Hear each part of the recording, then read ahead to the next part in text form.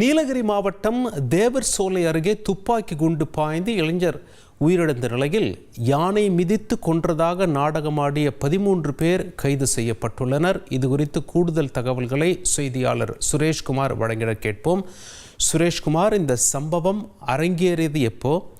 துப்பாக்கியால் சுட்டிருக்காங்களா?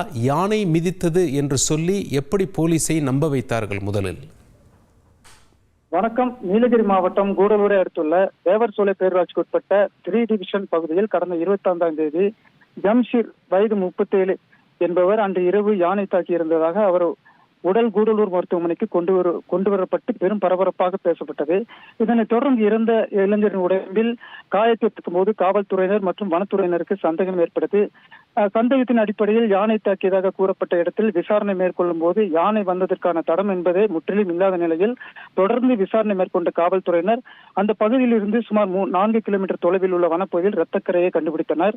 இதனைத் தொடர்ந்து விசாரணை மேற்கொண்டதில் இறந்த ஜம்ஷீர் மற்றும் அவரது 4 நண்பர்கள் மூலம் மூன்று துப்பாக்கிகள், புல்லட்டுகள், 1 கிலோ வெடிமருந்து, கத்தி போன்ற உபகரணங்களுடன் நள்ளிரவில் வனவிலங்குகளை வேட்டையாட வனப்பகுதிக்கு சென்றதாக கூறப்படுகிறது.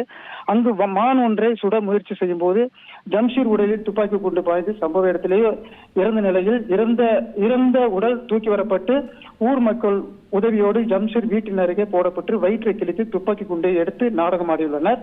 பின்பு யானை தாக்கியதாக அங்கிருந்த வனத்துறையினர் மற்றும் காவல்துறையினருக்கு எந்த தகவலும் கூறாமல் கூடலூர் அரசு மருத்துவமனை கொண்டு வந்துள்ளனர். பின்னர் இறந்த ஜம்ஷீருடன் வேட்டைக்கு சென்ற 4 பேர் தலைமறைவாக இருந்த நிலையில் தேவர்சோலை காவல்துறையினர் அந்த 4 பேரை கைது செய்து ரகசியமாக விசாரணை மேற்கொண்டதில் இவர்கள் வேட்டையாட போனதும் துப்பாக்கி குண்டு பாய்ந்து இறந்ததும் அதனை உள்ளூர் இளைஞர்களும் இணைந்து வெளியில் தெரியாமல் நாடகமாடியதும் அம்பலமானது.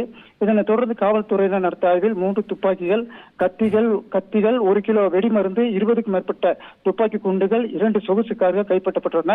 மேலும் வேட்டைக்கு சென்ற 4 முக்கிய குற்றவாளிகள் சைதர் அலி, நௌஷாத், ஜாஃபர் அலி, சதீஷ் மற்றும் 4 பேர் உட்பட அந்த ஊர் இளைஞர்கள் உட்பட 13 பேரை தற்பொழுது காவல்துறையினர் கைது செய்துள்ளனர்.